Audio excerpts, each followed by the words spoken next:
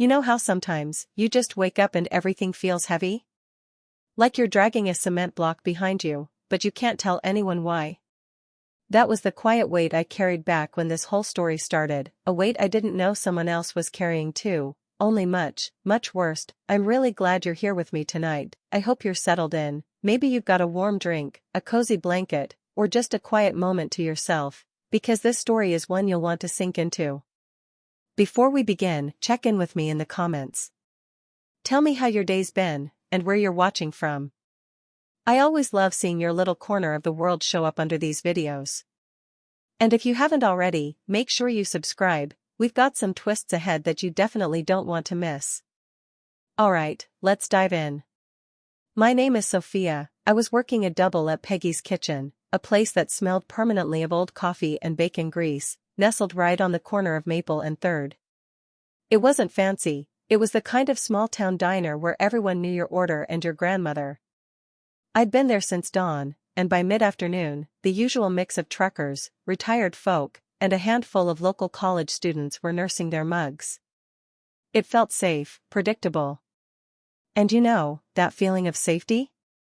It's a precious thing, especially when the world feels like it's spinning out of control. If this story touches you in the way it touched me, do me a favor and hit that like button. It genuinely helps us share these real-life moments with more people who need to hear them. Anyway, I was wiping down the counter, probably thinking about whether I could afford to fix the rattling sound in my old car, when the bell above the door chimed, and a new face walked in. He looked absolutely wrong for the place. Not because he was dressed fancy, he wore a simple, dark jacket and jeans, but because he carried himself like a man who was used to standing in rooms where the floors were marble, not chipped linoleum. He was tall, mid-20s maybe, with thick, dark hair that looked like it hadn't seen a barbershop in weeks, and stubble dusting his sharp jaw. The most striking thing about him, though, were his eyes. They were a stunning, intense shade of brown, but they were swimming in exhaustion, darting around the room like a trapped bird. He looked desperate, but tried desperately hard not to show it. He walked past the empty booths and slipped onto a stool at the counter, right near the window, trying his best to look small. "Coffee," he said, his voice a low, gravelly whisper. There was an accent there, but I couldn't place it, something smooth, maybe European. "Just black, please." I poured him a cup, the steam rising between us. "Tough day, sweetie?" I asked, because that's just how we talk at Peggy's. He gave me a strained half-smile that didn't reach his eyes. "You could say that." "Long drive?" I noticed his hands as he reached for the mug. They weren't soft, they were calloused, but they were shaking. He took a sip, but he barely touched the coffee after that. He just stared out the window, his entire body radiating tension. I swear, the air around him felt colder, even in the warm diner. His name, according to the temporary check I slipped under his saucer, was Lou Martin. But the way he signed the credit card slip, if he had one, I figured that name was just a disguise, a cheap suit he put on to hide the real man. Things went quiet for about 10 minutes. The jukebox was playing some old country tune, and I was refilling Mrs. Henderson's iced tea. Then, a shudder ran through the man. It started small, like a nervous twitch, and grew into a full-body tremor. His mug rattled against the counter.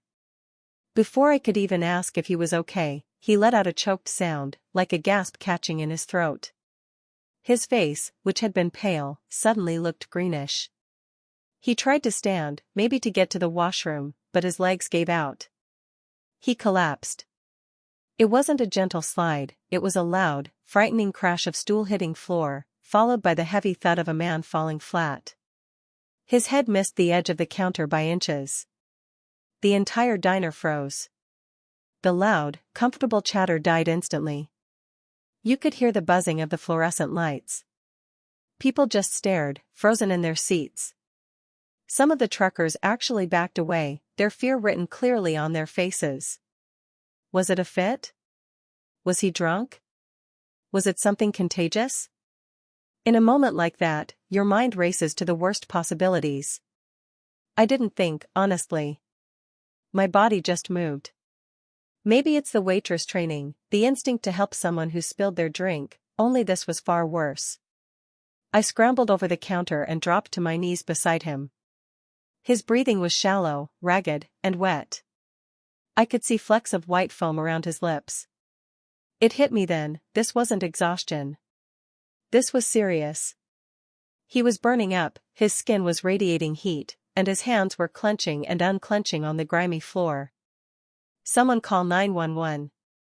I yelled, my voice shaking the silence in the room. "Now." A couple of younger guys finally jumped up to help, one fumbling for his phone. I tried to roll the man gently onto his side, checking his pulse. It was faint and galloping. As I leaned close to his ear, trying to get him to look at me, to just say something, anything, a lifetime of forgotten memories suddenly rushed back. My father, who passed away when I was young, used to tell me stories of his family in Italy, tales of his youth, and I remembered the sound of the language he taught me when I was a kid, the language of comfort and home. It wasn't a choice, it was an instinct. I pressed my face closer to the stranger's, ignoring the murmurs of the panicked onlookers, and I spoke to him in the only way I knew how to reach someone who seemed to be slipping away. "Luca," I whispered, using the name my father used for men of the family, a name that felt right on my tongue, even if I didn't know his real one. "Say Kakonmi." Devi re-stare. "Luca. You are here with me. You must stay." I don't know why I used those specific words. Maybe it was the urgency, or the fear that he was dying right there on my shift. But the effect was immediate, stunning. The fear in the diner turned to sheer confusion. Everyone looked from the man on the floor to me, the small-town girl in the stained apron, speaking a foreign language they'd only heard in movies. They didn't understand what I said, but they understood the emotion. And then, his eyes snapped open. They were no longer glazed over with pain or exhaustion. They focused, sharp and intensely, directly on mine. The sudden jolt of recognition in them was so powerful it felt like an electric shock between us. He heard the Italian. He knew what I said. And in that second, I knew that Lou Martin was a lie. This man had a history, a past, and maybe, just maybe, I had a connection to it I never expected. You know that feeling when you've done something totally impulsive, and the second the adrenaline wears off, you're hit with a wave of pure, cold panic? That's exactly where I was the moment Luca's eyes locked onto mine. It wasn't just recognition I saw, it was terror, and a silent plea. It was the look of a man who realized he'd been seen by the one person who knew exactly who he was. If you've ever had a secret you thought was buried forever, and then suddenly you see a ghost from the past walking around, you know how my stomach flipped. This wasn't just some random tourist who collapsed, this was Luca Moretti. My father's friend, Matteo, used to talk about him in hushed tones when he thought I wasn't listening, a man who was supposed to be in Italy, dealing with family business that sounded less like business and more like old-world danger. He was a name from a story, not a living, breathing, dying man on the floor of Peggy's kitchen. The entire diner was chaos, but it was a frozen chaos, all directed at me.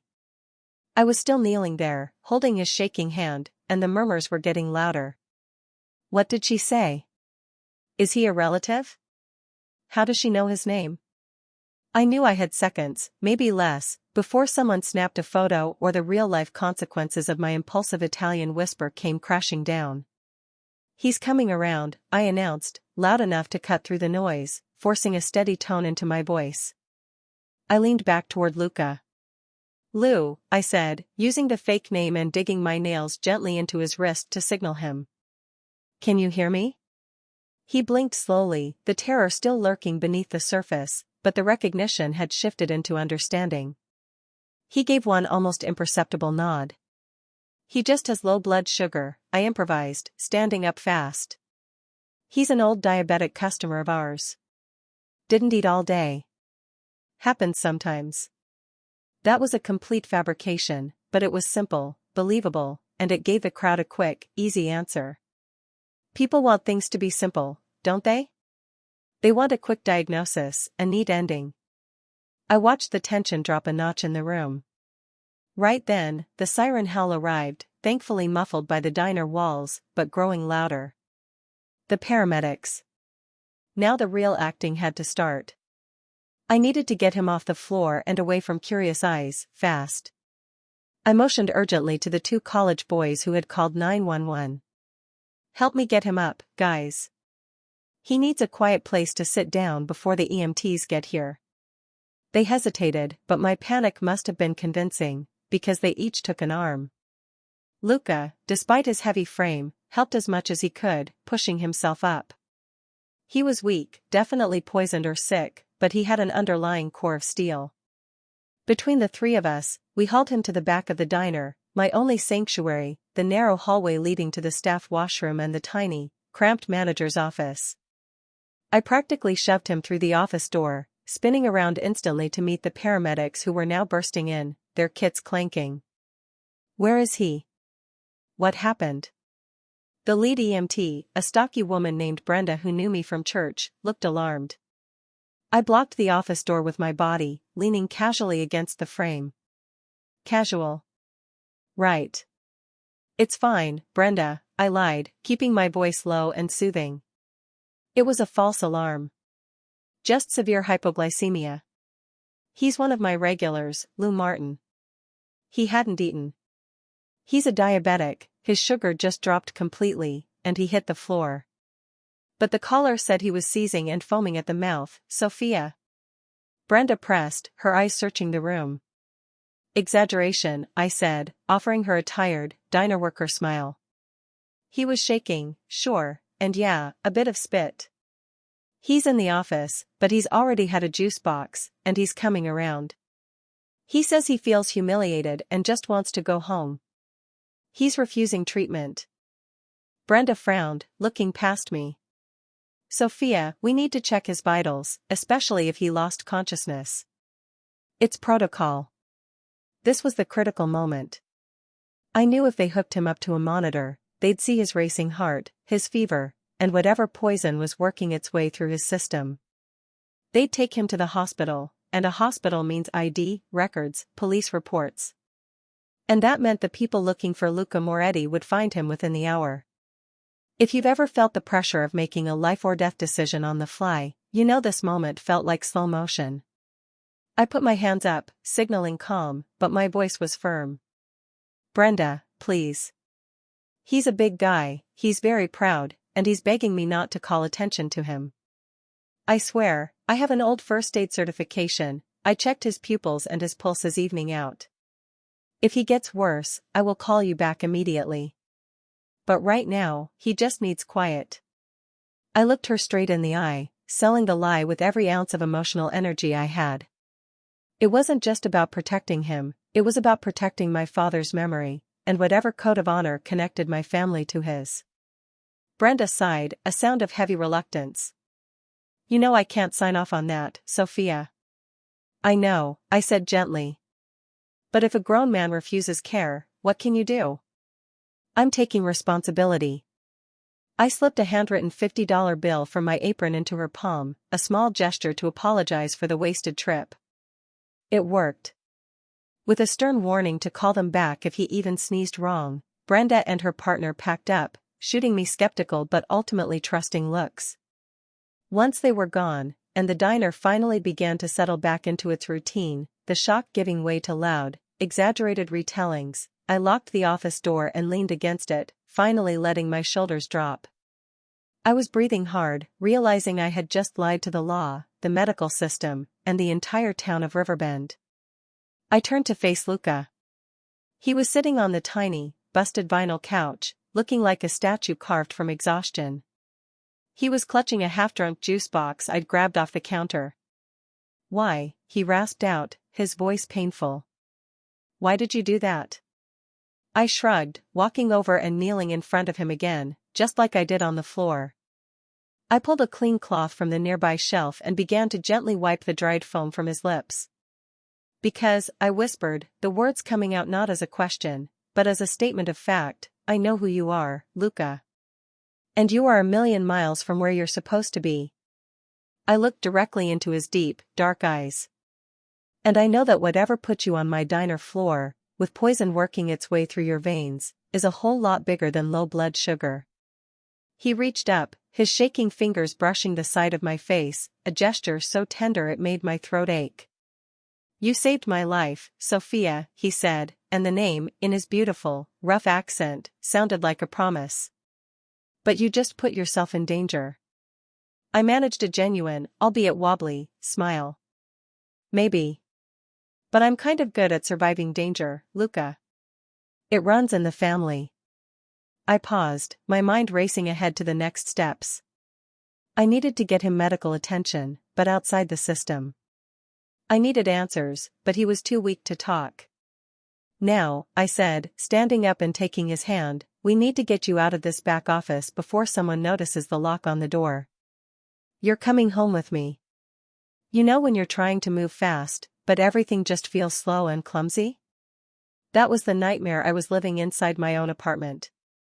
Getting Luca up the 2 flights of narrow stairs to my place was an Olympic feat. He wasn't just heavy, he was a dead weight, burning up with fever and starting to slip in and out of consciousness.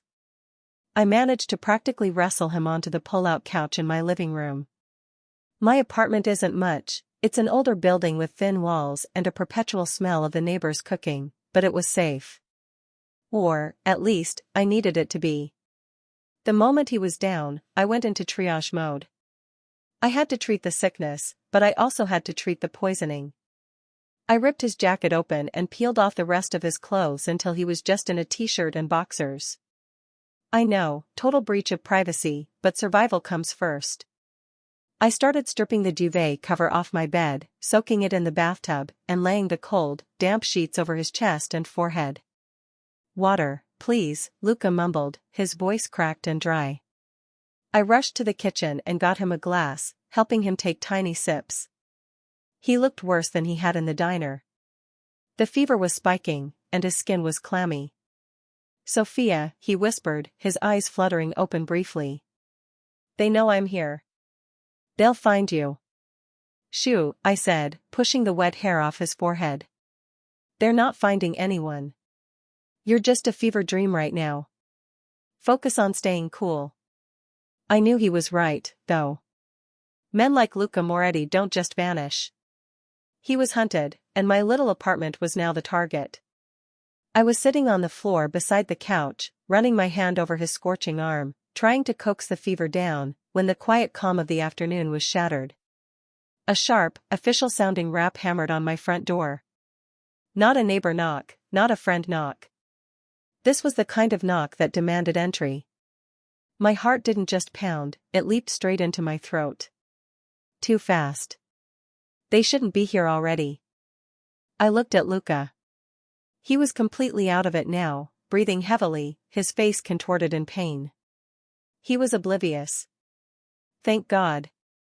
I scrambled up, glancing desperately around the room.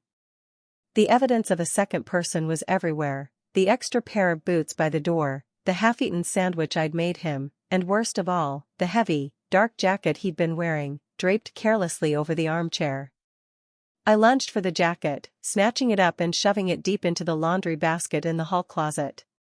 I kicked his boots under the heavy curtain and swiped the sandwich plate just as the knock came again, harder this time, and accompanied by voices.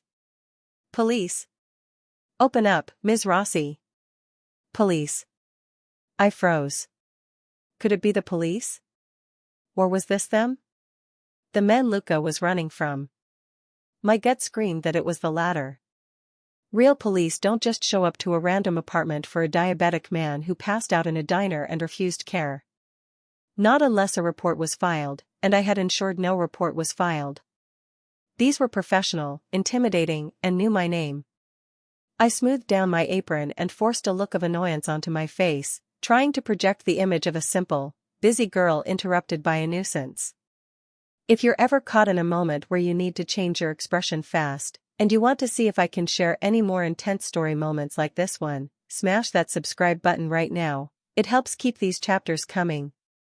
I unlocked the door and pulled it open just enough to put my face in the gap, keeping my body firm against the edge to block the view.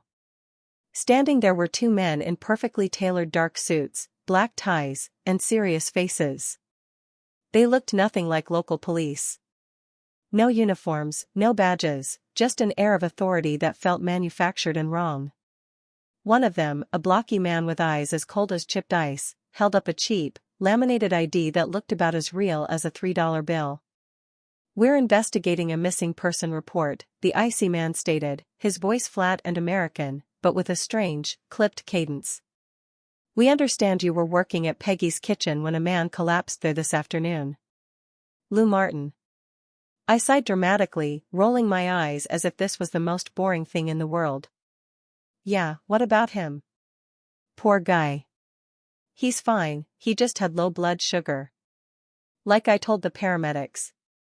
The second man, taller and leaner, stared intently over my shoulder, trying to peer into the apartment.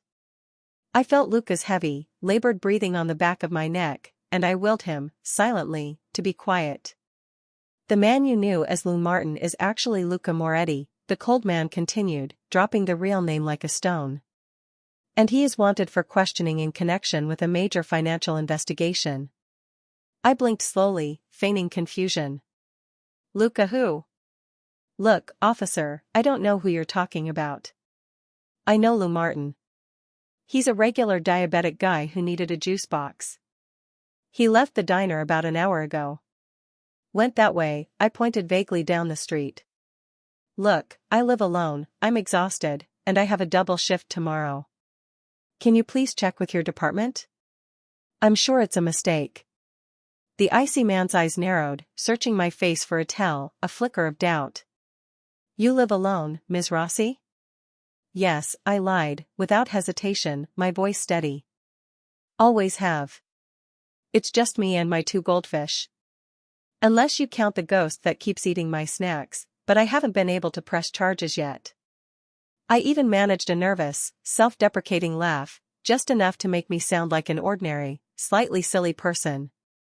The taller man suddenly stepped forward, his eyes fixed on something inside the apartment, and my blood ran cold. He had spotted the pair of men's heavy socks, Luca's socks, that I hadn't noticed when I swept the room. They were lying innocently by the bathroom door, waiting to be washed. "Whose are those?" the tall man asked, his voice suddenly sharp. Panic clawed at my throat, but I forced my face to stay blank. "Oh, those?" I laughed again, a little too loud this time. "They're mine. Don't judge. I borrow my dad's old socks when the floor is cold. It's a bad habit. Look, officer, if you don't have a warrant, I really need to close the door now. My goldfish are fighting." It was a ridiculous lie, but I threw it out there with conviction.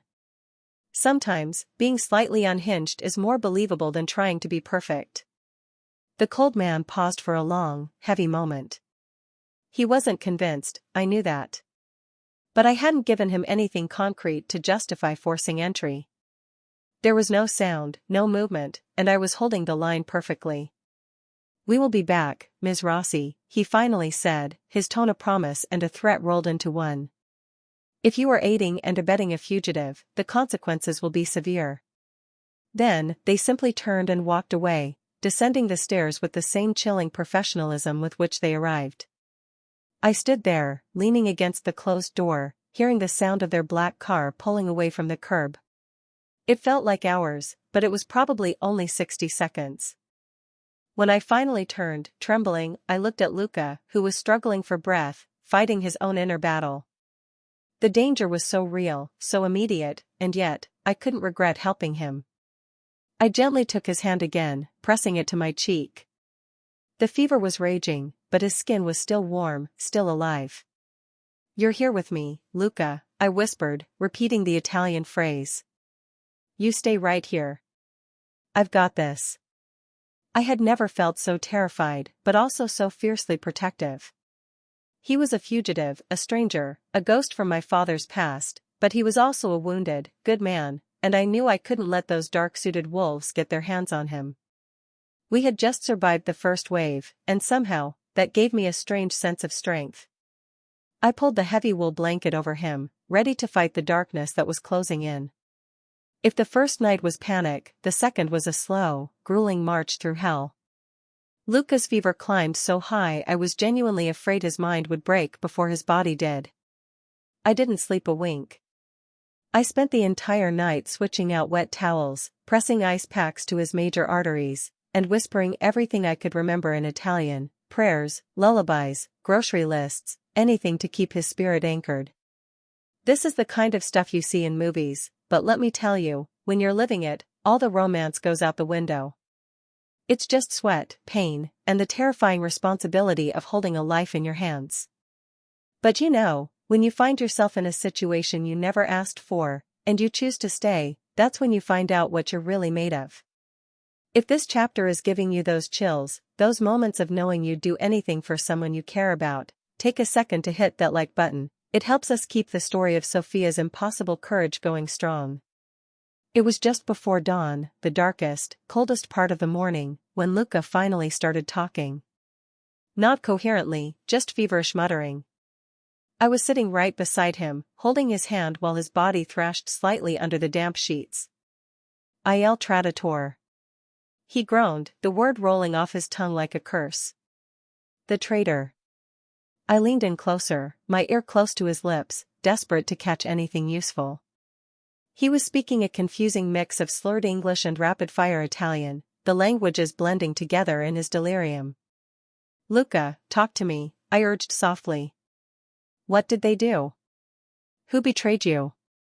He squeezed my hand, his grip surprisingly strong, before releasing it to clutch at the air.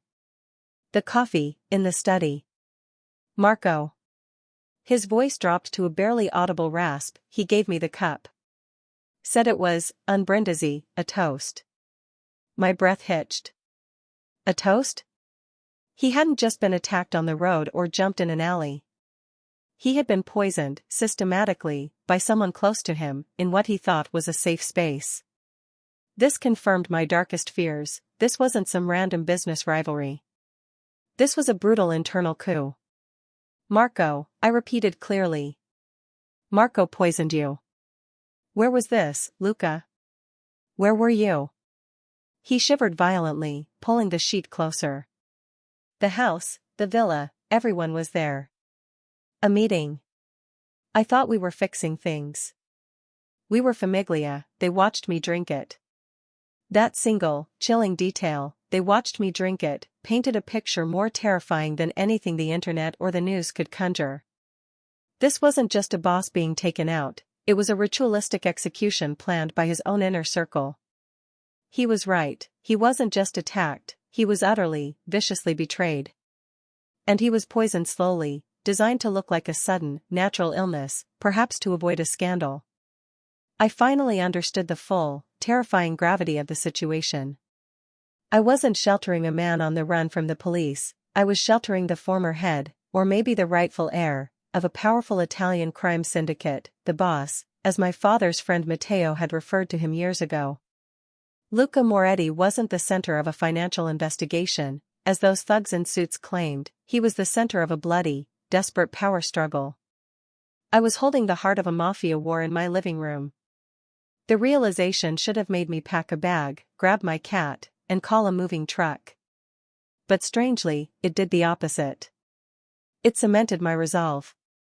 He was sick because he trusted the wrong people. That was a vulnerability I could understand. I stood up and went into my tiny kitchen. I started pulling out the few medicinal herbs and home remedies I had, the things my grandmother, who was a genius with traditional medicine, taught me. It wasn't modern science, but I wasn't waiting for modern science to send him to the morgue. I made a thick, bitter tea infused with activated charcoal, a rough attempt to pull whatever toxin was still in his system. I brought the glass mug back and gently held his head up. You need to drink this, Luca, I insisted, holding the cup to his lips. All of it. It's nasty, but it's going to fight Marco's coffee. He resisted at first, pushing the cup away. But I was firm, tilting the glass and forcing the charcoal mixture into his mouth. He swallowed a few times, grimacing horribly. Why are you doing this, Sophia? He whispered, his eyes clearing for a fraction of a second, just enough sanity to register my presence. You don't owe me this. You should be running. Maybe I don't owe you anything, Luca, I replied, wiping the dark residue from his chin. but I owe it to the man my father admired. He told me that when you see a good man cornered by wolves, you don't walk away. You grab a stick. I put the empty mug aside and looked at him fiercely. You listen to me, you're not dying here. Not on my watch. Marco and the others might have won the battle for the study, but they haven't won the war. You have to live to fight them. As I spoke those words, I felt a new sense of purpose flood into the room. This wasn't about being a waitress anymore, it was about being a protector. I was a small, ordinary woman in a plain apartment, standing against shadowy figures in black cars, but suddenly, I felt bigger than they were. Luca didn't speak again, but he did something else. He reached up with the last of his strength, wrapped his fingers around the small silver cross necklace I always wore, and kissed it gently. It wasn't a romantic gesture, it was a profound act of trust and gratitude. It was an acknowledgement that I saw his true face, the boss betrayed by his own, and I chose to fight for him anyway. In that moment, the fever finally, blessedly, seemed to break. His breathing evened out, and a film of sweat covered his forehead, but the shaking stopped. He had passed the crisis. He was going to live. The relief I felt when Luca's fever broke was short-lived, replaced almost instantly by a paralyzing dread. He had been sleeping deeply for hours, his breathing steady, no longer rattling. When he finally woke up, it wasn't the confused, delirious man who looked at me, but the true Luca Moretti, sharp, calculating, and absolutely terrified. I was sitting in my threadbare armchair, nursing a cold cup of coffee, when his eyes opened. They were still deeply shadowed, but completely clear. "Sophia," he whispered, his voice weak but firm. "I need to know everything that happened since I collapsed." I gave him a quick, edited version, the paramedics, the lie, the black car, the men pretending to be police, and how I sent them away. I watched his face tighten at the mention of the dark suits. "They won't stop," he said simply. "They saw your face. They know where you live." He paused, looking around my small apartment, his gaze finally resting on the framed photo of my father on the bookshelf. "You have to understand the level of danger you are in. This isn't a debt, this is a war." I nodded, feeling the reality of his words settle like a stone in my stomach. "I understood that when you talked about Marco and the poisoned coffee. He was the one who pulled the trigger on the betrayal." Luca shook his head slowly, pain flaring across his face. "Marco is just a soldier, Sophia. He was the hand, but not the brain. He couldn't have planned the timing or the scope of the attack. Someone higher up gave the order. Someone who stood to gain everything." He took a slow, deep breath, gathering his strength. The silence in the room stretched, thick and suffocating, as he prepared to drop the final bomb. "The man who coordinated the attack, who ensured my family turned against me, who is now claiming my position," Luca said, his eyes drilling into mine with a terrible certainty. "It was Matteo." The name hit me like a physical blow. Matteo. The cup of coffee I was holding rattled violently against the saucer. I instantly lowered my hands into my lap and gripped them together, digging my nails into my palms to force them still. I had to look composed, casual, like he had just named some random stranger. Matteo. Not just a friend of the family, as I'd told myself. Matteo Ricci was the man my father, Enrico, had entrusted with his life savings and, more importantly, his last wish, to protect me if anything ever happened to him. Matteo was the one who showed up at our house shortly after my mother passed away, talking in hushed Italian with my father.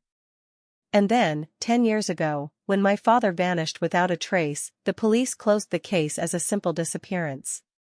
But Matteo was the last known person to see him alive. Matteo had always been kind to me, sending money for my education, calling on holidays.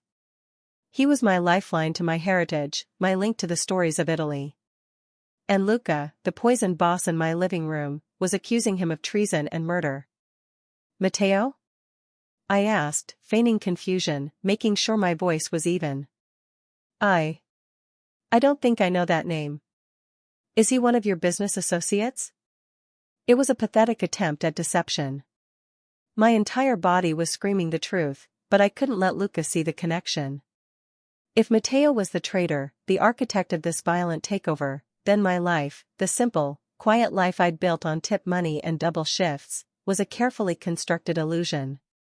Matteo, my supposed protector, might have been the reason my father disappeared. Luca didn't buy my act for a second. His eyes, sharp from his fever-induced clarity, watched me too closely. "Don't lie to me, Sophia," he said, pushing himself up onto his elbows. "You know the name. Your father, Enrico Rossi, he worked closely with Matteo for years. Matteo was a lieutenant, a trusted friend. He's the one who was supposed to look after you if Enrico couldn't." He paused, his expression shifting from accusation to a kind of weary pity. "Matteo Ricci is the one who took everything from me. He is the one who watched me drink the coffee. And if he knew you were the daughter of Enrico Rossi, he would use you to find me." My chest felt tight, like a rope was slowly constricting my lungs. The man who was supposed to be my guardian, who sent me birthday cards, was the monster in this story. I swallowed hard, forcing myself to hold his gaze. "I haven't seen Matteo in years," I said, a half-truth that was easier to manage than a full lie.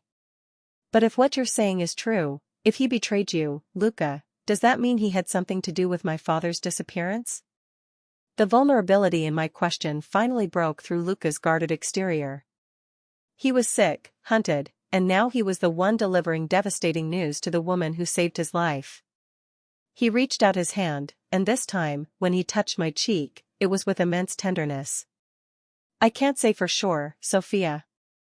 But I can tell you this, your father was one of the only honest men left in that organization. He saw the rot in Matteo long ago. He spoke of leaving, of taking you and starting fresh." Luca closed his eyes, his voice strained. "If Matteo was clearing the path to power, your father, a man of honor, would have been the first obstacle he removed." The confirmation, even circumstantial, was devastating. 10 years of thinking my father simply left, maybe started a new life, crumbled in an instant. The man I knew as a hero was likely silenced by the man I knew as a family friend.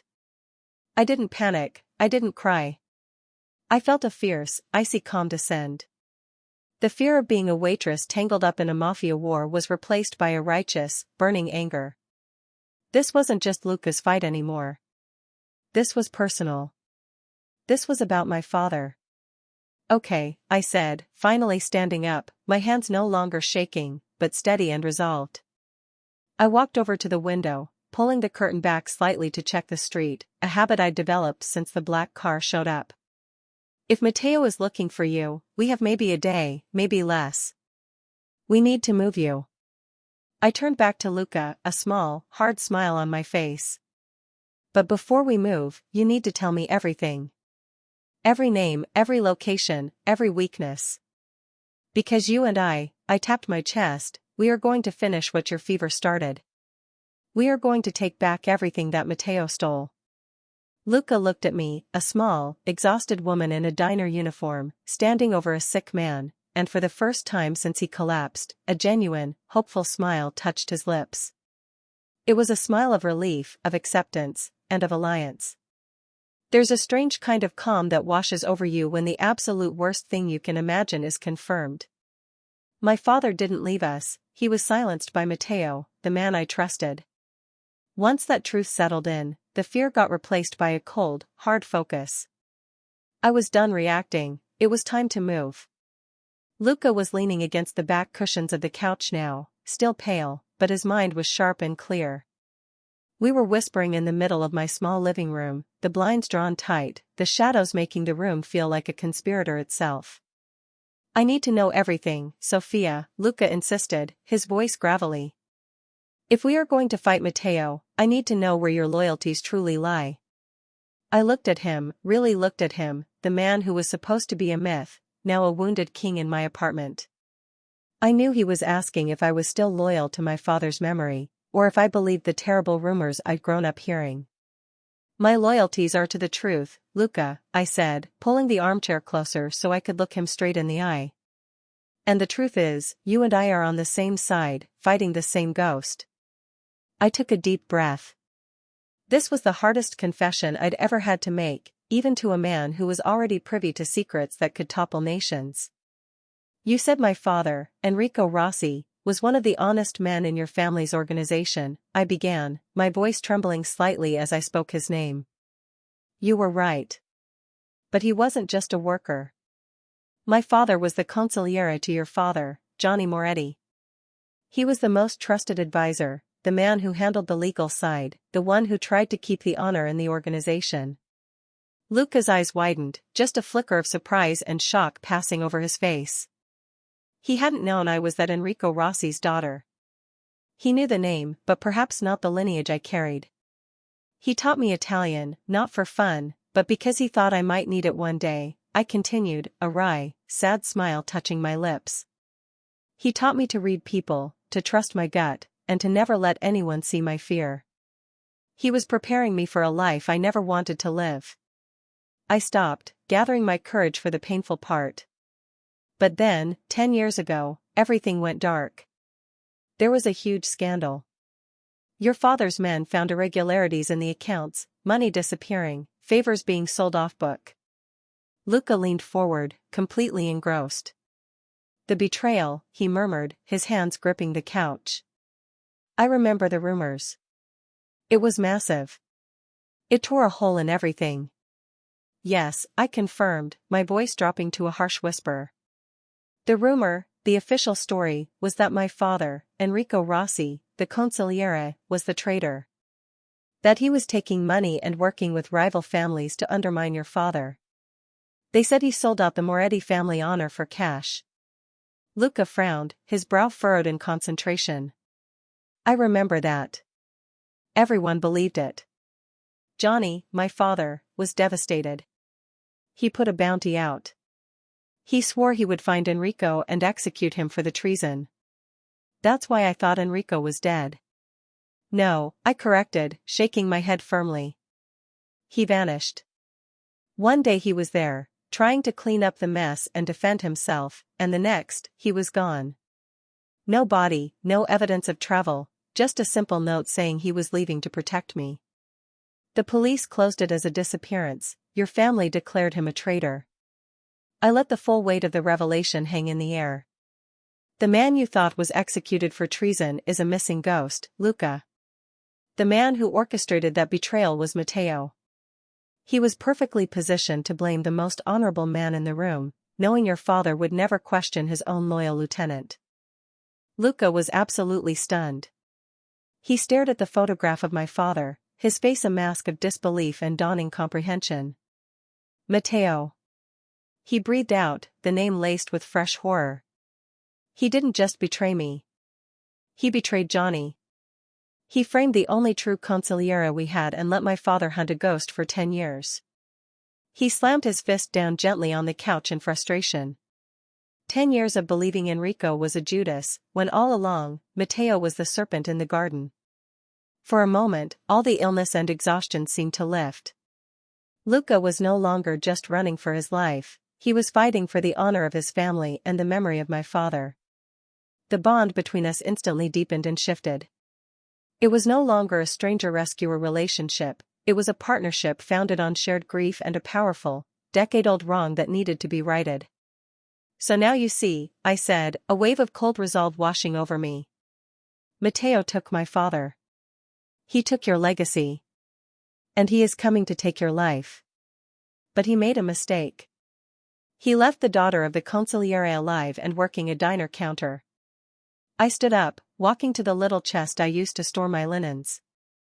I pulled out a small, worn leather-bound book, my father's journal, which had survived the purge. It was filled with code words and cryptic references, but also honest details of the Moretti family structure and weaknesses. My father left me this, I said, holding it out. It's all the evidence he managed to collect before he disappeared. He didn't betray your family, Luca. He was saving it. Now, you need to tell me how to read this, and we will find a way to expose Matteo and bring justice home for both of our fathers. Luca took the book from my hands, his touch reverent. He looked from the journal to me, his eyes full of respect and deep gratitude. He saw not just the waitress, but the resourceful daughter of the consigliere, ready to fight a war she never asked for. "I need to be stronger," he said, his voice now a low promise. "Give me 24 hours, Sophia. Then we read this book, and we start fighting the right way." He looked at me, his eyes softening into something warm and genuinely reassuring. "Thank you, consigliere." That small title, given in that quiet moment, was better than any gold. It felt like 10 years of doubt and loneliness had been swept away. We had a purpose, a target, and a connection that ran deeper than blood. We couldn't stay in my apartment. That black car was just the beginning, a scouting mission. If Matteo was truly in charge, he'd send professionals next, the kind of people who don't knock first. We needed to disappear, and we needed to do it fast, while Luca still had enough strength to walk. Our best bet was out of town, a place no one would think to look, an old, run-down horse barn belonging to my friend, Dale. Dale was an eccentric older gentleman who mostly kept to himself and his 3 sheep, living far out on the county line. I knew he wouldn't ask questions if I showed up with a sick cousin and a bag of groceries. Getting Luca out of the apartment was a carefully choreographed nightmare. I dressed him in my biggest, oldest coat, pulled a baseball cap low over his face, and used my heavy duffel bag to shield him as we walked quickly down the back stairs. Every shadow, every car that passed, felt like a spotlight hitting us. If you've ever had to keep a massive secret and felt like the whole world was watching you, that's exactly what this escape felt like. It's moments like these that redefine what you're willing to risk for someone you believe in. If you're invested in Luca and Sophia's survival, please share this story with someone right now. Every share is a vote for justice. We made it to my beat-up car, a rusty sedan that blended into the background perfectly, and I drove the back roads out of the city, avoiding the main highway where Matteo's men would be waiting. The drive was silent, heavy with unspoken questions. Luca was clutching my father's leather-bound journal, his face still etched with pain, but his mind clearly working again. "Your father's notes confirm it," Luca finally murmured, tapping the book. "Matteo spent the last decade positioning himself. He didn't just frame your father, he systematically rerouted some of our biggest assets. And the reason he's so desperate to find me now?" I was about to expose his operation. "What operation?" I asked, gripping the steering wheel tight as we bumped down a dirt road. "Smuggling," Luca stated, his voice low and bitter. "Not drugs, not guns. Something far more valuable and harder to trace, rare goods and stolen antiquities. Art, historical documents, things with immense, untraceable value. And it requires a hidden route, a quiet point of entry and exit." We pulled up to Dale's barn. It was isolated, smelling heavily of hay and old wood. Perfect. I helped Luca into the barn, setting him up in the small, dusty tack room where we could barricade the door. "Stay here. Don't make a sound. I need to go settle up with Dale and check the perimeter." I found Dale in his small, cluttered farmhouse, gave him $100 for the inconvenience, and told him the cousin was resting after a bad flu. Dale, bless his heart, just nodded and offered me tea. After leaving Dale, I walked back toward the barn, forcing myself to look around the property with Luca's critical eyes. This wasn't just a place to hide, it was a spot Luca's enemies might be using. As I walked, I noticed something strange about the back field. It was far too smooth. Dale never mowed that part of his land, it was always overgrown with tall grass. Now, it was flattened, almost like a temporary runway. My heart started to beat a frantic rhythm. I moved closer to the tree line at the edge of the property, where a forgotten, rutted old road led into the woods. I peered down the path and saw tire tracks. Not Dale's old truck tires, but massive, industrial treads. I followed the tracks deeper into the trees, my apprehension growing with every step. The trees thinned into a clearing I'd never seen before, a hidden, circular lot carved out of the forest. And there, tucked beneath some camouflage netting, were large, industrial, air freight containers. Not for farm equipment. These were the size of small train cars. I walked toward the nearest container, my hands sweating, and saw the labels. They were coded tags, written in Italian, identical to some of the symbols I'd glimpsed in my father's journal when Luca was reading it. Then, the final, terrifying realization hit me. I was only about a 10-minute drive from Peggy's kitchen. This whole area, my town, my diner, my quiet corner of the world, wasn't just a random spot on the map. It was a perfectly situated, quiet smuggling hub. My little town of Riverbend, right near the major shipping lanes and just far enough from the city to avoid heavy traffic, was being used as the domestic depot for Matteo Ricci's entire illicit operation. The cold truth settled over me. I hadn't accidentally stumbled into enemy territory. I had been living and working in the very heart of it.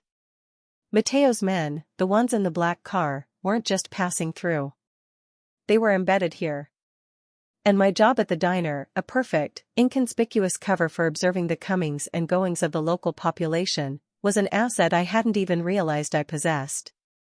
I'd been serving their coffee, refilling their waters, and listening to their conversations all along, completely unaware. I stumbled back, leaning against a tree trunk, trying to catch my breath. The walls felt like they were closing in. I wasn't just exposed, I was trapped. I ran back toward the barn, fueled by terror and a desperate need to plan. I burst through the tackroom door, startling Luca. "We have a massive problem," I whispered, rushing over to him. "This isn't just a hideout. This town, Luca. Riverbend, it's a depot. Matteo is using the surrounding forest for his smuggling route. He has containers hidden less than a mile from here. We are in the middle of his nest." I expected Luca to panic, to despair, but he did the opposite. His eyes, though still weary, lit up with a strategic fire. He reached for my hand and squeezed it, grounding me. "We're not trapped, Sophia," he said, the corner of his mouth lifting in a thin, determined smile. "We are exactly where we need to be. Matteo would never think to look for me here, it's too close to his operation. You have just given us two things, a safe hiding spot and surveillance over the heart of his empire." He pulled me closer, his eyes focusing on the fear in mine. "We change the game now, consigliere," he vowed, his voice a low, fierce promise. "We don't just survive here, we gather everything we need from his doorstep to burn his house down." In that moment, leaning against him in the dusty, quiet barn, I felt the panic recede. I wasn't alone, and I wasn't just running anymore. I was an intelligence officer, and Luca was my partner. We had just turned the biggest liability into our greatest advantage. We were hiding in the wolf's lair, and we were ready to fight. We had spent the last day in the barn plotting, poring over my father's journal. Luca, fueled by charcoal tea and the pure desire for revenge, was gaining strength quickly. But the supplies were running low, and I had to go back to Peggy's kitchen. It was risky, but missing 2 days of work would draw more suspicion than showing up tired. Plus, I needed to check the temperature of the town. It was a slow Thursday morning. I was refilling the sugar caddies, trying to look perfectly bored and unremarkable, when the bell above the door chimed, and 2 new faces walked in. They weren't in dark suits like Matteo's thugs, but their clothes were too nice, too practical, and their eyes were too sharp for this town. They had that distinct, quiet intensity that screams federal. They chose a booth near the back, overlooking the entire room, a clear sign they weren't here for the coffee. They ordered politely, a stack of pancakes and a black coffee, and then waited until the morning rush completely died down, leaving just them, me, and Mrs. Henderson reading the local paper. The moment was clearly planned. The taller man, who looked like he hadn't smiled since 1998, motioned me over with a flick of his hand.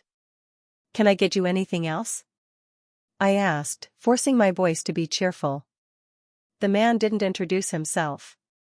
Instead, he pulled out a small, laminated card and flashed it quickly. "FBI. Not fake cops this time. Real federal agents. We just have a few questions about your patron, Lou Martin," the agent said, his voice low and smooth, completely contrasting his harsh appearance. I leaned against the table, crossing my arms, trying to project the easy confidence of a girl who knew nothing. "Look, I told the local EMTs and the 2 sharp-dressed guys who came by, he was a diabetic. He had low blood sugar. He left. The agent smiled, but it was a cold, chilling expression. We know about the sharp-dressed guys, Ms. Rossi. They work for Matteo Ricci, who is currently under investigation by several international agencies for organized crime and theft of high-value cultural assets. My jaw wanted to drop, but I kept my face neutral. They weren't just chasing Luca, they were tracking Matteo. That meant they were watching the whole war, waiting for the right moment to step in. The second agent, who had remained silent, slid a cell phone across the table toward me. The screen showed a series of grainy, slightly out-of-focus photos taken from a distance. My blood ran ice-cold. The first picture was of me, half carrying a heavy, limp shape into my beat-up car in the dark alley behind my apartment. The second was a close-up, enhanced, of Luca's face, pale and unconscious, his dark hair falling across his forehead. The third was of me, inside the diner, kneeling on the floor, my lips close to his ear. The quality was terrible, but the truth was undeniable. You see, Ms. Rossi, the first agent said, leaning closer, his voice still terrifyingly calm. We know Lou Martin didn't just walk off. We know he's Luca Moretti, the son of Johnny.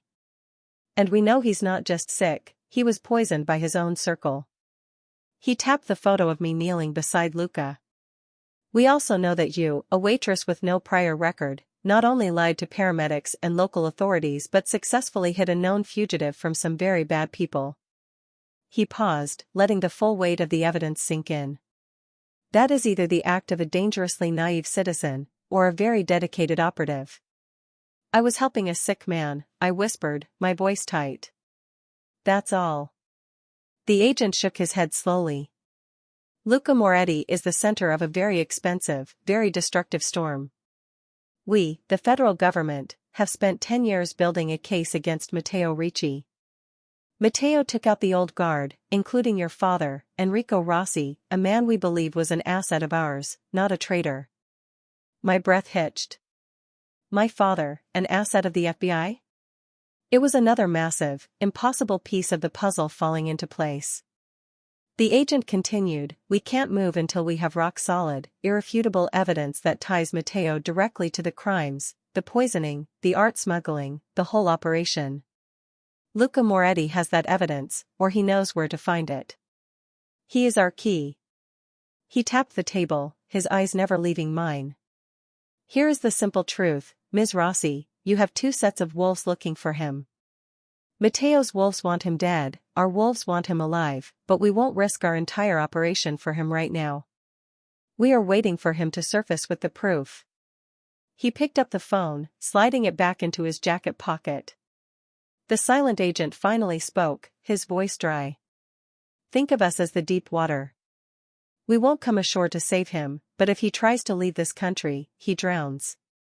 We know you're hiding him, the first agent concluded, dropping $100 bill on the table for the pancakes they hadn't touched. We are not going to arrest you.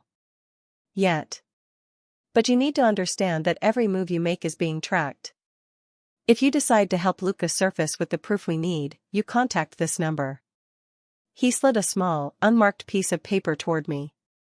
If you try to help him escape, we will seize him, seize you, and charge you as an accessory in an international criminal case. Your choice. They stood up, adjusted their jackets, and walked out, leaving me alone with the residue of their cold threat. I stood there for a long time, the paper with the FBI contact number clutched in my hand. My options had just narrowed dramatically. I couldn't just run with Luca, the government was watching the exits. But I also couldn't hand him over to them. Not only did I trust Luca more than I trusted the feds, but I knew he wouldn't survive being interrogated by them before they used him. I went straight home after my shift, driving carefully and watching my mirrors for any signs of being followed. When I got back to the barn, Luca was sitting up, reading the journal. I threw the FBI contact card into the wood stove, watching the corner of the paper curl and blacken before dissolving into ash. Federal agents were at the diner, I whispered, the exhaustion finally catching up to me. They know who you are. They know I helped you. They know Matteo is the target, and they're waiting for you to lead them to the proof. I sat beside him, leaning my head against his shoulder. They see you as a pawn, Luca. A means to an end. He put his arm around me, a weary but steady presence. And how do you see me, Sophia? I looked up at him, my resolution ironclad. I see the only man who can clear my father's name. I see my partner, and the key to getting justice. We are not going to run for the border, Luca. We're going to use this. I touched the scorched wood stove. We are going to give the feds exactly what they want, the proof, but we are going to do it on our own terms, and we are going to do it together. Luca pulled me close, a gesture of absolute commitment that wiped away the fear of the shadows and the threat of the federal government. He was alive, I was free, and we had a plan. Hope wasn't gone, it was just disguised as a dangerous, impossible strategy. This is a deeply emotional and pivotal moment for their partnership. I will write Chapter 10, focusing on the intimate confrontation, the relief of clearing her father's name, and the strategic planning that emerges from this renewed trust. I will maintain the first-person narrative, hit the word count, and deliver a powerful, heartwarming conclusion. The FBI visit had changed everything, forcing us to stop hiding and start strategizing. Luca, armed with my father's journal, was recovering faster than I thought possible, thanks in part to the sheer rage he felt toward Matteo.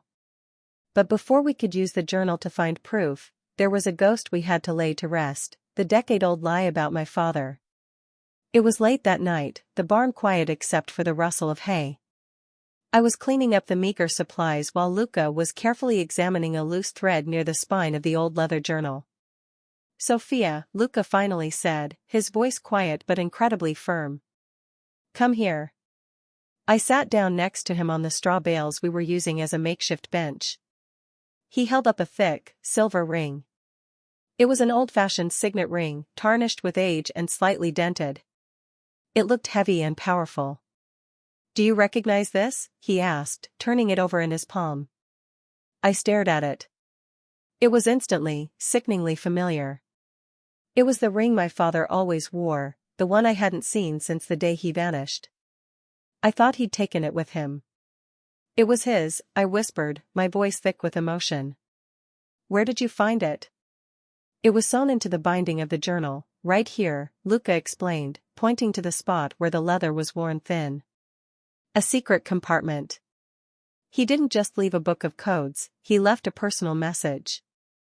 Luca turned the ring to show me the engraving on the inside band. It wasn't my father's initials, but a single, distinct phrase in Italian, niente per niente. Nothing for nothing. This was your father's favorite saying, Luca murmured. It wasn't a threat, it was a principle. He believed everything in life had value, including honor. He took a deep breath, his eyes meeting mine. The look he gave me wasn't accusatory or even questioning. It was deeply, profoundly apologetic. When I was recovering, I had time to think, really think, about the 10 years between my father's death and my own poisoning, he confessed. I believed the story, Sophia. I believed Enrico Rossi, the consigliere, betrayed the Moretti family for money. I believed he took the accounts and vanished, leaving my father in ruins. He shook his head, the memory clearly painful. I realize now how stupid that was. Enrico Rossi was a man who lived by niente per niente. He would never risk his daughter's future for easy cash. If he had stolen the money, he would have taken you with him. He wouldn't have left you here, exposed, with no protector. My eyes welled up.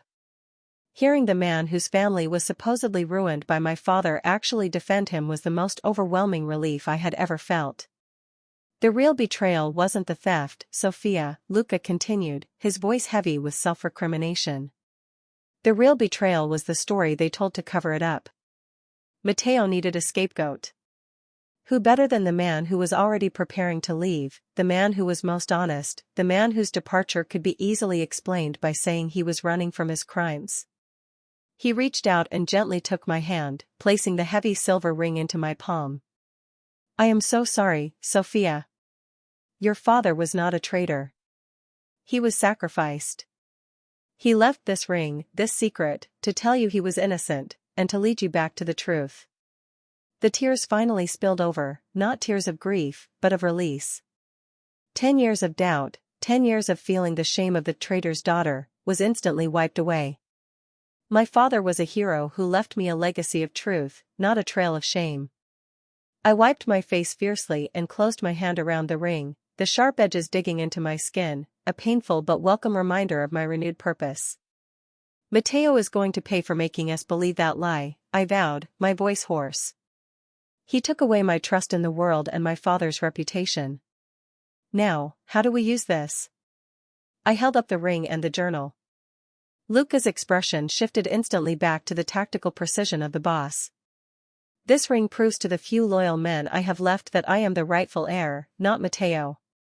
It's an authentic symbol of my father's trust. But more importantly, the journal's notes mention a safe deposit box, in code. The key is likely hidden inside this ring, a final clue from your father. He pointed to a section in the journal detailing an account number and a cryptic phrase about the guardian's treasure. Mateo framed your father to get to something he knew Enrico was guarding.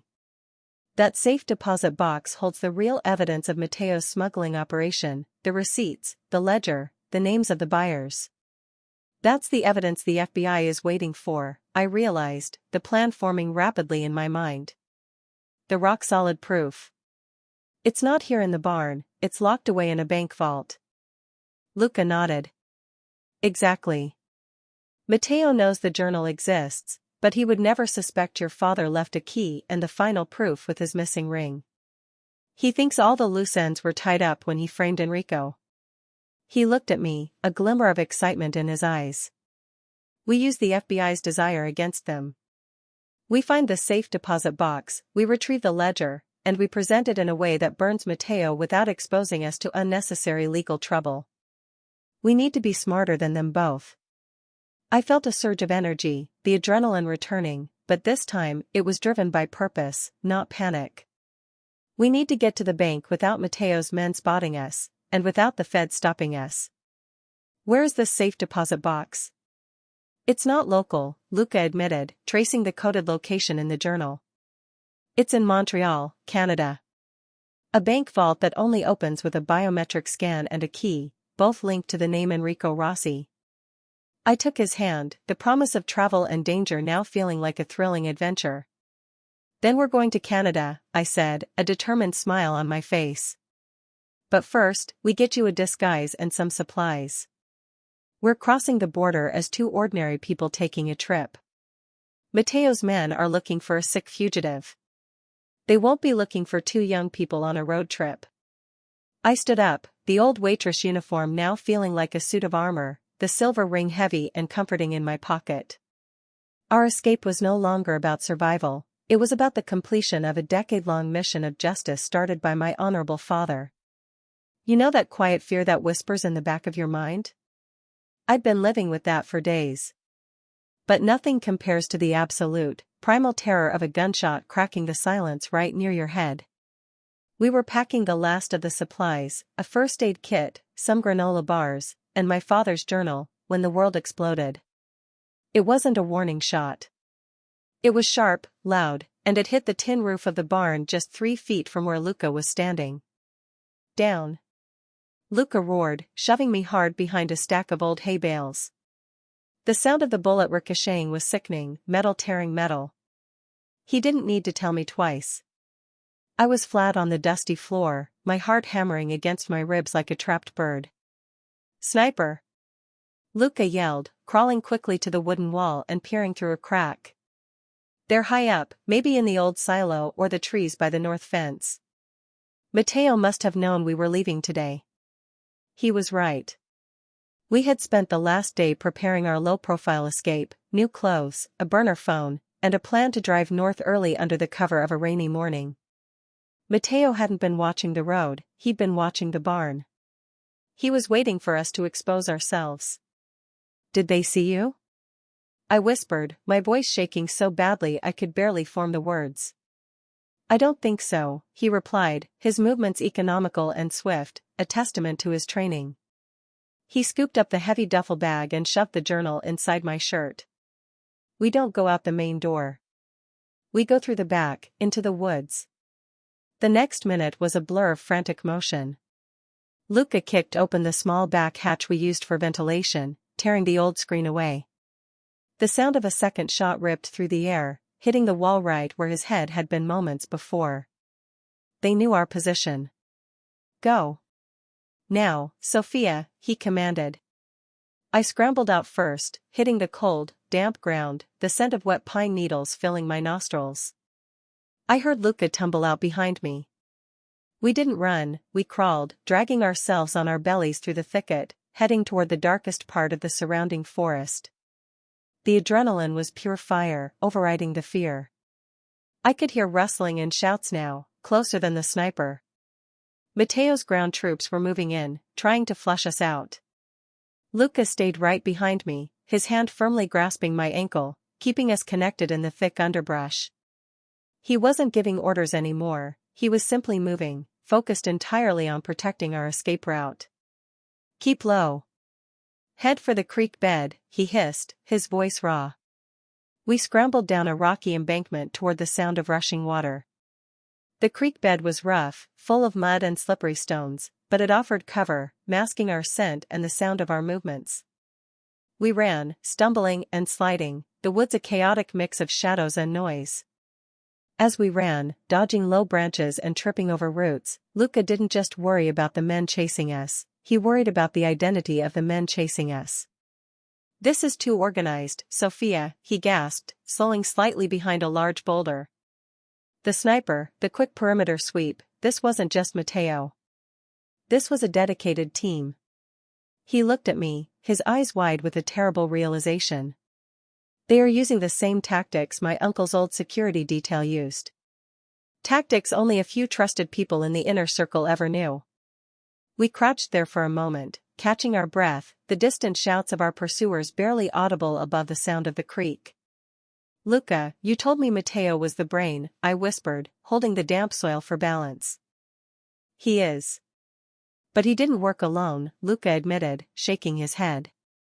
There are only 3 men who knew the full layout of the estate and the security protocols: Marco, who poured the coffee, a man named Silas, who controlled logistics, and Antonio, my father's longtime financial manager. He buried his face in his hands, a sound of frustrated despair escaping him. I trusted all of them. I brought them up, defended them, told them everything. Every weakness, every hiding place. I don't know who else is involved. My own security detail could be compromised. My entire network could be a lie. He looked at me, his intense gaze boring into my own.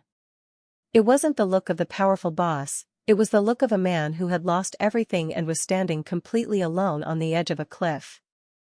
I hate this, Sophia, he admitted, the raw truth pouring out of him like blood. I hate that I don't know who to trust with my life anymore.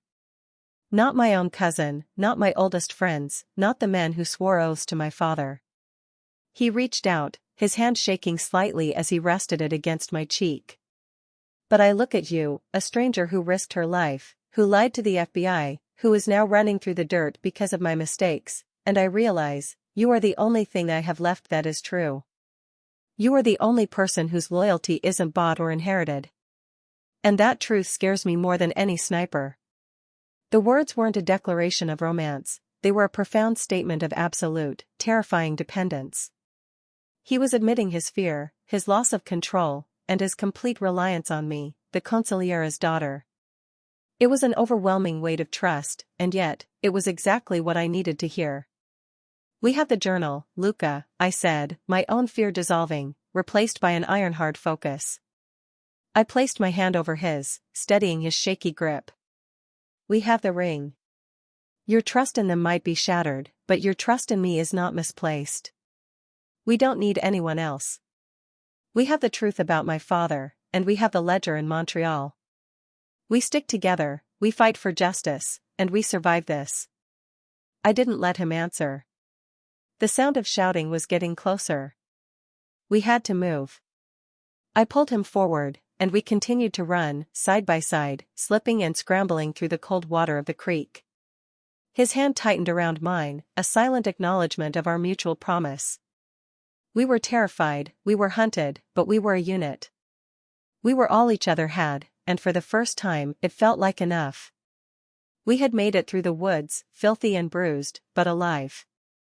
We abandoned my car miles away, deep in a forgotten parking lot, and managed to secure a beat-up truck from a cash-only private seller, a necessary but terrifying risk. Now, we were safe, momentarily, in a cheap, anonymous motel room a few hours from the border. The chaos of the escape had forced us to slow down and organize. The most immediate priority, before attempting the border crossing to Montreal, was listening to the voice recorder.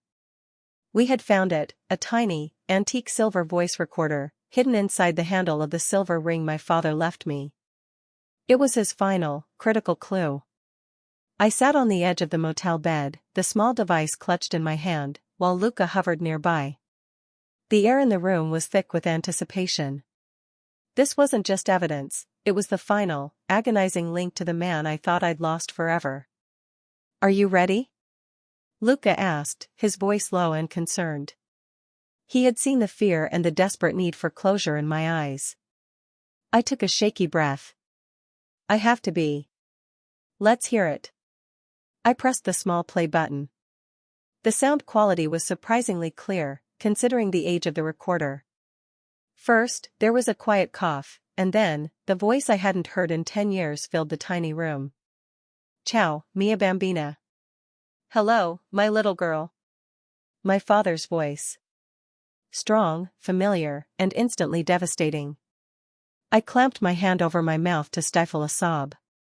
"If you are hearing this, my sweet Sophia, then the worst has happened," he continued, his tone shifting to the measured calm of the consigliere.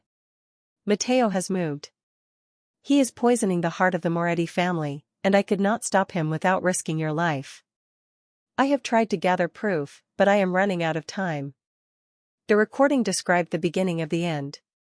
My father, Enrico Rossi, had discovered Matteo was systematically diverting millions from the family's legitimate businesses, replacing the money with falsified records, making it look like a major external leak. "Matteo is ruthless and patient," the voice said. "He knew that old Johnny, Luca's father, was weak in his old age. His first goal was to eliminate the old boss, Johnny, by making him sick with worry over the missing money, destabilizing his health and his confidence. Matteo wanted Johnny gone, but he needed a scapegoat for the theft to cover his own tracks." I gripped Luca's arm. Luca, sitting beside me, was motionless, his eyes closed, absorbing the chilling confirmation of his father's final, tormented days. "I was the perfect scapegoat," my father's voice explained. "I was loyal, but I was also critical of the rising criminal element. I was planning to pull you out and leave the life forever. Matteo used my departure as the proof. He made the forged records point to me, knowing Johnny would be devastated and would hunt me to the ends of the earth. He knew that the only way to protect you was to disappear and let the blame fall on me, hoping that one day, you would find the truth." The message continued, growing darker and more urgent. "Matteo's plan isn't over. Once Johnny is dead, and my name is Mud, he will step in as the reliable second-in-command. But there is one threat remaining, Luca. Luca is smart, honorable like his father, and too dedicated to the family's code. He will eventually trace the original theft back to the source, back to the documents I left in Montreal." "He knew," Luca whispered, finally opening his eyes. "Enrico knew I'd keep digging." "Sophia, you must find Luca," my father's voice pleaded. "He is the key to proving my innocence and stopping Matteo's final act. Matteo will not stop until Luca is silenced, just like his father, and just like me. He is not just looking for power, he is looking for absolute control of the new smuggling routes he established, routes that pass right through your quiet little town, Riverbend." The pieces clicked into place with terrifying finality. The town, the smuggling containers, the frantic pursuit. It had all been planned a decade ago. The last part of the recording was the most personal, and the most heartbreaking. "My greatest regret is leaving you, mia bellissima figlia," the voice cracked slightly. "But know this, I am not a traitor. I am a consigliere who died fighting. The ring I left you holds the last piece of the lock. You must retrieve the ledger in the Montreal vault. That is the proof that frees us both. You are strong. You are a Rossi, Niente per niente. Find Luca. Trust him. And bring justice home. Then, the recording ended with a soft click. Silence descended upon the motel room, but it was a silence heavier and more meaningful than any noise. The ghost of my father was finally laid to rest, his honor restored by his own voice. I felt a powerful rush of emotions, grief over his sacrifice, but also fierce, unwavering determination. I was no longer a waitress caught in a bad situation, I was the daughter of the fallen consigliere, now carrying on his mission. I looked at Luca. He had tears tracking through the dust on his cheeks. He was protecting us, Luca said, his voice husky with emotion. He died a hero, Sophia. He bought us 10 years of safety and left us the roadmap for justice. He reached out and gently took the silver ring, looking at the inscription, Niente per niente. Matteo stole my father's life, his reputation, and now he tried to steal mine, Luca stated, his eyes hardening with a cold, terrifying resolve. But he forgot one thing, my father's consigliere left a daughter who was even smarter than he was. He looked at me, a genuine, powerful smile finally breaking through his pain. We are going to Montreal, Sophia. We are going to honor our father's names. We are going to retrieve that ledger and finish the war that started 10 years ago. I felt the last vestige of fear drain away. The panic was gone, replaced by a crystalline clarity of purpose. I had Luca's trust, my father's proof, and the full story of the decade-long conspiracy. I stood up, pulling Luca up with me. We're not running to the border, Luca, I corrected, a fierce light in my eyes. We are walking through the front door into the next stage of the mission. We have the truth. Let's go get the evidence. The decision to hit the diner was Luca's. After all the running, all the hiding, he realized Matteo's men were still using Peggy's kitchen as their casual meeting point, their easy, comfortable cover in Riverbend. They wouldn't expect the target to walk right back into the lion's mouth. If we wanted to disrupt their operation and send a message before we left for Canada, we had to reclaim our territory. We drove the beat-up truck back into town that afternoon, leaving it parked a block away in an alley. We looked rough, tired, bruised, but absolutely resolute. Luca was wearing the new, dark clothes we'd bought, the exhaustion still evident in his posture, but his eyes were pure steel. You stay here, Sophia, he commanded, his hand gripping the edge of the steering wheel. I'm going in alone. This is going to be quick and loud. I just need to disrupt their command structure here, send them scrambling, and buy us a day of confusion. Absolutely not, I countered, my voice flat and final. I was wearing my old, familiar diner apron over my clothes. It felt like a uniform. I know this place better than you do, Luca. I know the blind spots, the back entrance, the shifts. You walk in there alone, and you're a lone wolf. I walk in there, and I'm just Sophia, refilling coffee. I'm your eyes on the inside. He turned to me, his jaw clenched, a muscle jumping beneath his cheek. Sophia, this is not a game. These men will not hesitate. They tried to kill me twice, and they will kill you without a second thought. And if they kill you, I retorted, matching his fierce gaze, Matteo wins. My father's name stays ruined, and that ledger stays locked away. Niente per niente, Luca. I risked everything to save you, I'm not letting you risk it all for a suicide run. I held up the burner phone. We're a team. You need me. He stared at me for a long, heavy moment. He saw the resolve, the determination inherited from the consigliere. He saw the fire. He finally let out a frustrated sigh, running a hand through his dark hair. Fine, he ground out. You go in the front, act normal. I'll use the service entrance in 10 minutes. If you see Silas or Antonio, you call me immediately. If you hear anything, you dive for cover. Under the counter. Do you understand? I understand, I confirmed, a rush of cold adrenaline flooding my system. I slipped out of the truck and walked toward Peggy's kitchen. It was mid-afternoon, the usual quiet lull. I pushed open the door, and the familiar smell of coffee and bacon hit me, along with the unsettling sight of two men I now recognized as key players in Mateo's local operation. Silas, the logistics man Luca had named, was sitting at the counter, calmly nursing a soda. He was a large man with a cold, watchful presence. At a booth near the window, two other men, low-level thugs who always ordered chili cheese fries, were talking quietly into their phones. The entire diner felt wrong, heavy, like a trap waiting to spring. I walked behind the counter, forcing my movements to be fluid and natural. "Hey, Silas. Haven't seen you around much," I said, my voice falsely bright. Silas gave me a predatory smile that didn't reach his eyes. "Just busy, Sophia. Long hours. You know how it is." "I do," I replied, grabbing a pot of coffee and starting my usual rounds, my mind racing. I needed a distraction, something to pull their attention away from the service entrance. I saw the chance when Mrs. Henderson, a sweet, elderly woman who came in every day at 3 p.m., walked in, struggling with her shopping bags. "Oh, Mrs. Henderson, let me get that for you," I called out, moving swiftly toward the front of the diner, past the thugs in the booth. It was exactly 10 minutes. I knew Luca was in position at the back door. I set Mrs. Henderson up in her usual booth, gave her a friendly pat on the shoulder, and then, I made my move. I walked back behind the counter, grabbed the full pot of coffee, and accidentally tripped near Silas's stool. The hot, black coffee exploded over the counter and poured right down the front of Silas's expensive, dark jacket.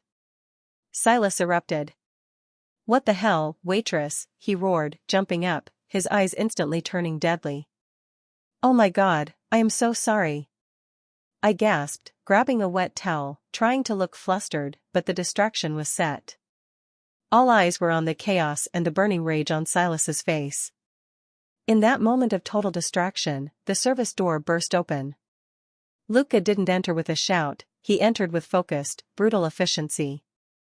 He was carrying a long, heavy metal rod, a tire iron, perhaps, that he'd hidden in the truck. He moved faster than I thought a man still recovering from poison could move. The two thugs at the booth were the first to react, reaching for their concealed weapons. But Luca was already on them. There was a sickening, brief sound of impact as the tire iron connected with the first thug's head, sending him crumpling into the booth. The second man only managed to pull out his gun halfway before Luca tackled him over the booth, pinning him beneath the table with a grunt. Silas was momentarily stunned by the coffee, but he was recovering fast. He shoved me aside, pulling a silenced pistol from inside his jacket. "Moretti! I knew you wouldn't stay gone," Silas yelled, aiming the weapon at Luca. "You framed an innocent man, Silas."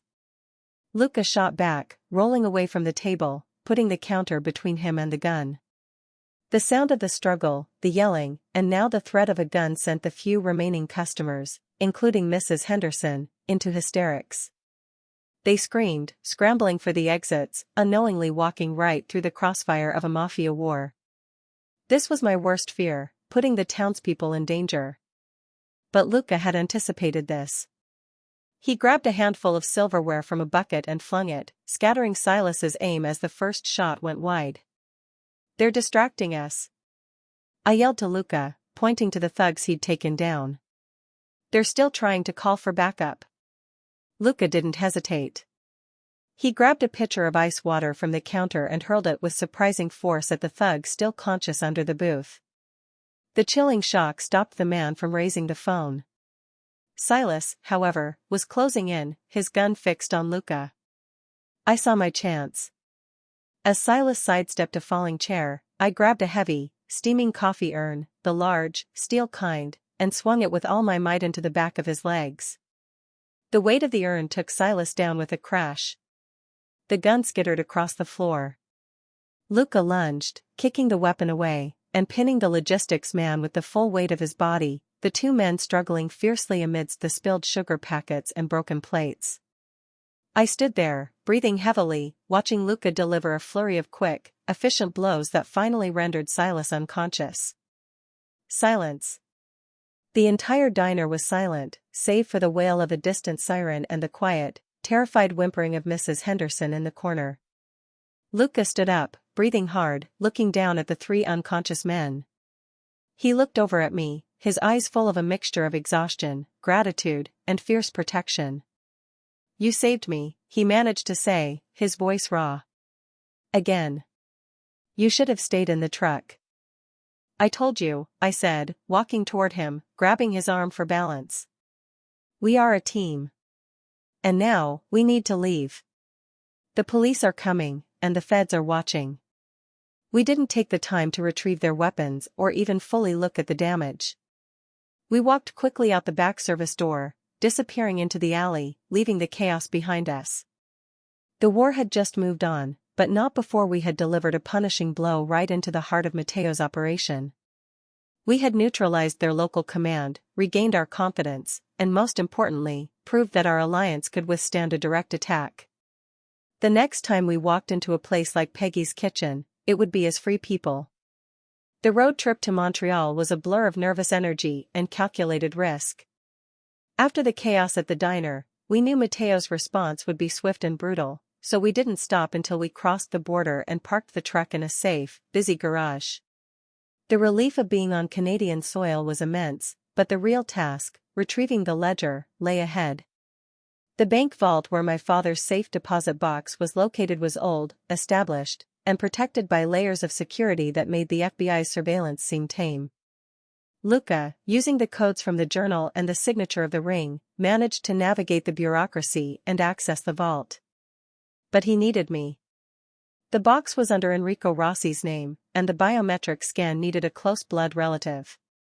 The moment the vault door opened, and the small, heavy safe deposit box was retrieved, the air crackled with 10 years of deferred fate. Luca stepped back, letting me be the one to unlock the final barrier. I slid the key in, and the small, heavy lid creaked open. Inside, nestled on velvet, was a single, leather-bound ledger, the proof we needed. But beneath the ledger, tucked into the bottom of the box, was one more thing, a video camera recording. "What is this?" I whispered, pulling out the small, sturdy recording device. Luca's eyes, usually so sharp, were wide with disbelief. Enrico was always meticulous. He didn't just leave proof, he left the final testimony. We rushed back to the anonymity of our hotel room and plugged the camera into the TV. We weren't expecting the chilling scene that unfolded on the screen. The video was shot in a dimly lit, nondescript room. My father, Enrico, looked tired but composed, sitting opposite an older man I immediately recognized. This wasn't Matteo. This was Uncle Carmine Moretti, Luca's own father's older brother, a man Luca had always respected as the quiet, benevolent elder of the family. My father spoke first, his voice heavy with tension. "Carmine, you have to tell Johnny. Matteo is compromising the entire organization with these smuggling routes. It will bring down the legitimate businesses." Carmine, sitting across from him, smiled, a chilling, thin, calculating smile. "Johnny is old and tired, Enrico," Carmine replied smoothly. "Matteo is simply doing what is necessary to prepare for the future. The real money isn't in legitimate businesses anymore, it's in the quiet routes he's established. And frankly, your honor and Johnny's old world code are liabilities we can no longer afford." Then came the agonizing confession. Carmine calmly explained how he had been feeding Matteo the internal information needed to frame my father, how he had advised Matteo on which accounts to tamper with, and how he had convinced Johnny's closest advisors that my father was the traitor. "You see, Enrico," Carmine said, leaning forward in the video, his expression devoid of remorse. "Matteo gets the power, and I get the profit. I am the bloodline, the elder. When Johnny dies, and he will soon, from the stress of this betrayal, Matteo will be the visible boss, and I will be the untouchable shadow pulling the strings. Luca will never suspect his own uncle." My father's face in the video was etched with devastation. "You would sacrifice your own nephew? Your own blood?" Carmine shrugged. "Luca is too much like Johnny. Too sentimental. He would reverse the profits. He must be removed eventually, once the transition is complete." But you, Enrico, are the immediate problem. You know too much. The video then showed Carmine standing up, pulling a vial from his pocket, and pouring a dark liquid into a glass of wine on the table, a visual instruction of the exact poison that was used to later attempt Luca's life. The final frame was devastating. Carmine looked directly into the camera, a cold, triumphant gleam in his eyes. And now, Enrico, you have a choice. Disappear tonight, and save your daughter's life, or fight me and both of you die here. The video cut off. The silence that followed in the hotel room was absolute, a heavy shroud of betrayal and grief. Luca stood frozen, his face pale, his entire body rigid. He hadn't been betrayed by a rogue lieutenant, he had been betrayed by his family. His own uncle, the man he called Zio, uncle, had arranged the downfall of his father, the ruin of my father, and the attempt on his own life. The betrayal ran through his veins. I was shaken, but the sight of Luca's utter heartbreak jolted me into action. I walked to him, taking his hands, pulling him out of the shock.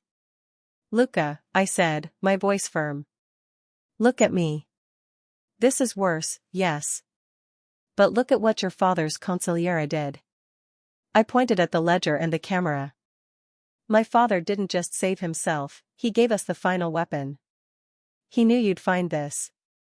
He knew you'd need proof against your own blood. Luca finally sagged against me, leaning his forehead on mine, his exhaustion and pain palpable. My own family, he whispered, the pain in his voice tearing at my heart. Matteo was just a pawn. Carmine was the puppet master. And now we have the truth about both of them, I affirmed, gripping the ledger tightly. This ledger has every date, every transfer, every name associated with Carmine's decade-long smuggling operation, signed by Matteo. This is all the proof the FBI needs to connect both of them to international crimes. He pulled back, his eyes clearing, replacing the shock with a steely, frightening focus. My father was betrayed by his brother. I was betrayed by my uncle. The honor of the Moretti name has been dragged through the mud for profit. He took a deep breath, reaching for the ledger. We don't need to run anymore, Sophia. We have the proof. Now, we go back. We expose Carmine and Matteo, and we reclaim our names. I nodded, the heavy silver ring on my finger feeling like a promise. We will call the FBI, just like they asked. But we don't meet them until we are on neutral ground, with the ledger protected. We dictate the terms. We dictate the terms, Luca repeated, a fierce, determined smile finally touching his lips. He looked at me, his eyes full of a mixture of profound sorrow for his lineage and fierce love for our new alliance. You were right all along, consigliere. We are all we need. The crushing weight of the double betrayal was immense, but it forged our bond into something unbreakable. We weren't just fighting for survival, we were fighting for the very soul of two families. The adrenaline from the video confession hadn't even started to wear off when the world outside our hotel room went silent, the kind of silence that screams danger. We were sitting on the bed, the heavy ledger and the video camera between us, finalizing the terms we would demand from the FBI, when Luca's head snapped up. Listen, he commanded, his voice barely a whisper. I strained my ears. The usual sounds of downtown Montreal, traffic, distant sirens, voices, were gone. The street below was unnervingly quiet. They found us, I breathed, the blood draining from my face. How? We used cash, we left the truck miles away. The method doesn't matter now, Luca interrupted, his eyes fixed on the door, already assessing angles and defenses. Carmine and Matteo aren't taking chances this time. They want the ledger, and they want us dead before we can talk to anyone, especially not the feds. He stood up, grabbing the heaviest piece of furniture in the room, a sturdy, oak luggage rack, and quietly braced it against the door. This isn't a team of thugs, Sophia. This is a final assault, led by Carmine and Matteo themselves. They know we have the evidence, and they know the clock has run out. He walked over to me, his hands firm on my shoulders, his expression fiercely resolute. Listen to me, consigliere. This is where we split. No, I said instantly, the word snapping out before he could finish the thought. Yes, he insisted, looking deeply into my eyes. You take the ledger and the camera. You get out of here. There's a fire escape outside this window. Go 5 floors down, head for the nearest precinct, and call the number the FBI agent gave you. You tell them you have the evidence against Matteo and Carmine. You tell them Enrico Rossi was innocent. He pulled me into a hard, desperate embrace, his body radiating a finality that terrified me. They want me, Sophia. I am the prize. If I stay here, I draw their fire and buy you the 10 minutes you need to secure that evidence. You promised your father justice. Now go deliver it. The pain of his intended sacrifice hit me like a physical blow. He was ready to die to protect the truth and to protect me, the daughter of the man he once believed ruined his family. Luca, stop, I whispered fiercely, pulling back just enough to look at him. Do you think I came all this way, risking everything, just to abandon you now? After you admitted I was the only thing you had left that was true? I grabbed the heavy silver ring off my finger and pressed it into his palm. My father left me this because he trusted me to finish the fight, not to run away from it. If I leave you, the most important piece of evidence, the man who can testify against Carmine, dies here. And without you, they'll find a way to discredit the ledger and the video. Niente per niente, Luca. We don't sacrifice honor, and we don't sacrifice each other. As I was speaking, the sound arrived, not a knock, but the muffled, brutal sound of a door being kicked in down the hall. They were working their way to our room, fast. Luca's expression was agonizing. He wanted to fight, but he desperately wanted me safe. We don't have time to argue, he hissed, grabbing a broken piece of the luggage rack, turning it into a makeshift weapon. The numbers are stacked against us. We need a strategy, not a declaration of love. Then let's make a strategy, I said, my voice ice cold and calm, pulling the heavy, hard-cased camera bag close. I walked to the window, pulling back the curtain slightly to look down. The fire escape is too exposed. They'll have eyes on the perimeter. But there's a narrow service balcony on the floor above. And I bet the ventilation shaft from there leads down to the garage. Too risky, Sophia, he protested. It's better than fighting a two-front war in this room, I shot back. We have the perfect bait, the ledger and the camera. We use them. I looked at him, my eyes hard with resolve. We fight, Luca. But we don't split up.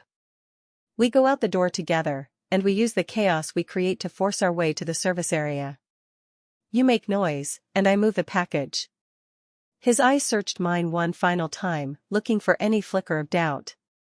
Finding none, the resistance melted away, replaced by the grim acknowledgement that this was our only chance.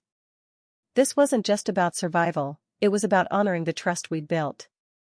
Fine, he said, nodding sharply. We draw them to the fire escape, then we hit the hallway, and move up to the service balcony. But you stick to my shadow, Sophia. No heroics. No heroics, I promised, taking my place right beside him. The heavy, measured footsteps stopped right outside our door. We could hear the low, chilling voice of Carmine Moretti, clear and smug. Luca, my nephew. And Enrico's little girl. You really thought you could hide from Zio? The sound of the luggage rack splintering was next, followed by a powerful kick that cracked the wood around the lock. Give us the book and the camera, and perhaps I'll let the girl walk away with her life. Luca looked at me, a flicker of pure rage in his eyes. He raised the broken, jagged piece of wood, ready to fight for both of us. We don't run, and we don't negotiate with traitors, Carmine. I yelled back, my voice surprisingly steady, delivering a final warning that made Luca smile, a small, fierce, protective smile that was all the courage I needed. We knew this was it. The moment of truth. We had the evidence, we had the truth about our fathers, and we had each other. We weren't sacrificing anything, we were fighting for everything. With a shared glance that spoke volumes of love and absolute commitment, Luca kicked out the remaining sliver of the door lock, pulling the door inward just as Carmine and Matteo prepared to burst in. The fight was about to begin, and we were walking into the chaos together. Thank you for spending this time with me. I really hope you enjoyed the story. It always means a lot that you're here, listening along. Before you go, feel free to drop your thoughts in the comments. Tell me what surprised you, what confused you, or what you'd love to see next. I always enjoy reading through them. And if you haven't subscribed yet, now's a good time. I don't want you to miss the next episode. Alright, take care of yourself, and I'll see you in the next story.